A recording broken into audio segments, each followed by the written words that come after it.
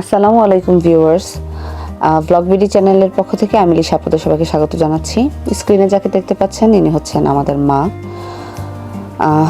আসলে আমার আম্মু ব্রেস্ট ক্যান্সারের পেশেন্ট। এর আগে কখন আমি আমার আম্মুকে নিয়ে অনলাইনে সেভাবে কোনো কিছু বলেছি বলে আমার মনে হয় না।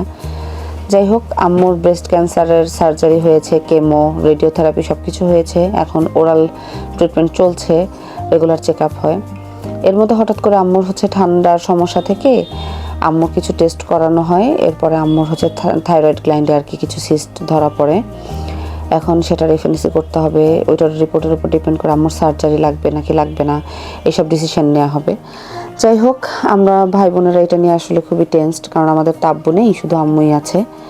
এখন আল্লাহ তাআলা আমাদের উপরে যেন রহম থাকেন, আমাদেরকে একেবারেই নিঃস্ব না করে দেন, আমাদের আম্মুর জন্য নেক হায়াত দান করেন, সুস্থতা দান করেন। সবাই আমাদের আম্মুর জন্য দোয়া করবেন আর আমাদের জন্য দোয়া করবেন। মূল্যবান সময় নিয়ে আমাদের ভিডিওটি দেখার জন্য ধন্যবাদ।